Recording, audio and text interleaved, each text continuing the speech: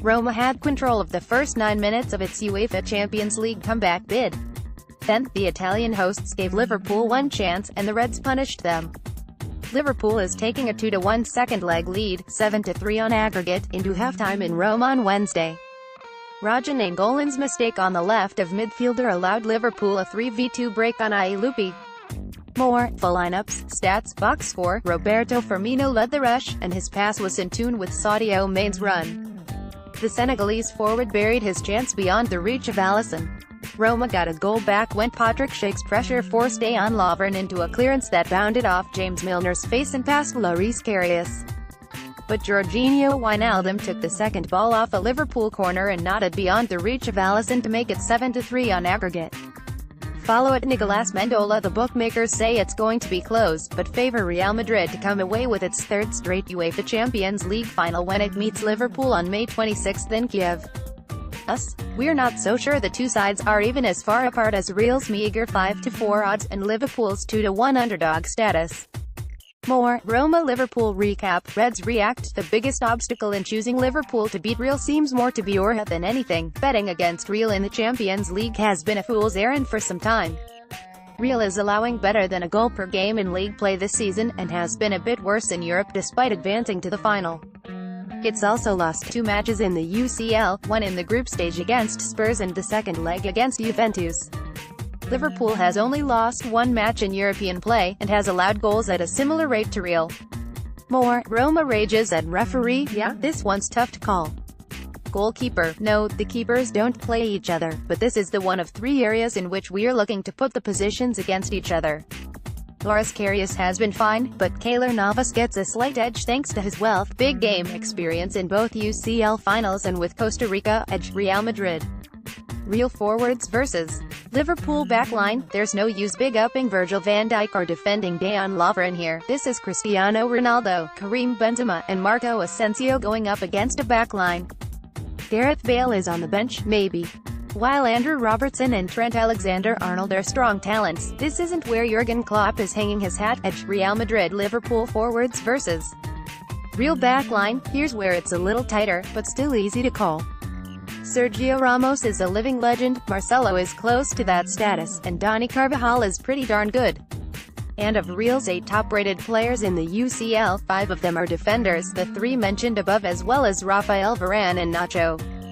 Still, the Mohamed Salah, Roberto Firmino, Sadio Mane trident is the strongest in the world, at least until Messi and Suarez find their new running mate. Edge Liverpool.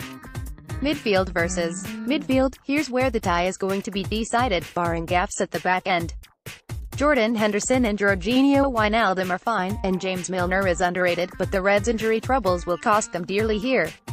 Liverpool needs that trio to be at their top of the games, and hope that at least 2 of 3 of Casemiro, Modric, and Toni Kroos have off days. Even if Robertson and Alexander-Arnold flood the midfield, we wouldn't bet on it. It gets a bit closer if Emre gets over his back trouble, but wouldn't change our final judgment. Edge Real Madrid. Manager versus manager. It's probably about time people stop looking past Zinedine Zidane as a manager. He's not just a legendary player looming over the touchline. But even without Veljko Bivac helping out, Jurgen Klopp's tactical acumen will serve Liverpool better over one match than Zidane's does. Real. Edge Liverpool. Follow at Nicolas Mendola for all the talk, some of it authored by yours truly, about the romance of Arsenal boss Arsene Wenger saying goodbye to the club in a French-hosted UEFA Europa League final against French opposition. UEL semi-final opponents Atletico Madrid have an alluring argument of their own. Atleti hosts Arsenal after a 1-1 first leg, bringing an away goal home in its bid to reach the May 16 final in Lyon. More, Roma-Liverpool recap. Reds react. Fernando Torres is going to leave Atleti this summer, perhaps for the Chicago Fire, but admits he wishes he could play there forever. Torres, 34, even says his first move away from the club, to Liverpool, was for the benefit of Atleti. I always will want what's best for the team and always put Atletico Madrid before me, he said in an interview with Bein La Liga. Twice. I have given up what I want most, which is to play here. I understand that it is good for the club, and I would do it a third and a fourth time. Torres went 90 minutes in Atleti's 1-0 win over Alaves at the weekend, with regular strikers Kevin Gameiro, who scored off the bench, and Antoine Griezmann kept out of the starting 11. Diego Simeone also rested Saul Niguez, Jan Oblak, and Jose Jimenez. Arsenal will be also fresh after using a much-changed side against Manchester United this weekend. Manager Arsene Wenger was quizzed about his intentions for the future, including a possible job in Spain. He didn't bite. Wenger also complimented Griezmann, his fellow Frenchman, praising him for trying to succeed outside of his home country. The other side of the draw has Marseille and Austria holding a 2-0 lead on Red Bull Salzburg. Both matches kick off at 3:05 p.m. ET.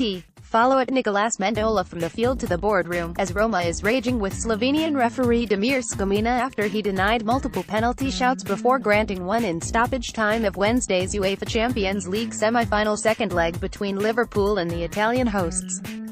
More, Roma 4-2, 6-7 AGG, Liverpool, it changes everything, said Roma director of Sport Mancha. We conceded a goal that was offside in the first leg, here we had two penalties not given, one of which was a clear red card. It's time to raise our voices, not just Roma either, as Juventus suffered the same against Real Madrid. Italian football has to raise its voice, because what we saw tonight was shocking. Mancha points out that he's spent the majority of his career in Spain, so this isn't just pro-Italian refereeing. He's going to find allies in Juve, who grew enraged with English referee Michael Oliver after Real Madrid's late penalty against the Turin Powers. The biggest gripe is with Trent Alexander-Arnold's handball block of a goal-bound effort, though Roma went on to score two more goals on the day, including a penalty kick for a less clear handball against Ragnar Klavan. Make no mistake, Liverpool did enough to deserve the win, even if Jurgen Klopp even admitted the Reds were lucky. Roma defender Federico Fazio was also angry with the award of only 3 minutes of second-half stoppage time. And it went all the way to the top. American owner Jim Pilata was enraged with Skomina. It's absolutely clear that VAR is needed in the Champions League, because you can't let stuff like this go, Pilata told reporters in the mixed zone, via Football Italia. You can all look at it yourself. Dzeko wasn't offside, got taken down for a penalty. At the 65th minute, there was a handball that was obvious to everybody in the world except those on the pitch. In the 67th minute, Schick gets taken down in the box. I mean, it's just...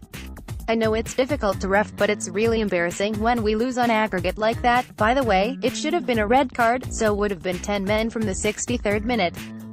Again, congratulations to Liverpool, they're a great team, but if we don't get VAR in the Champions League, stuff like this is an absolute joke.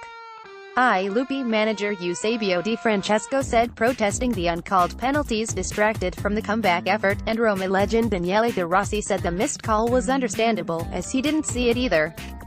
And he's turned a bright light on his team's performance.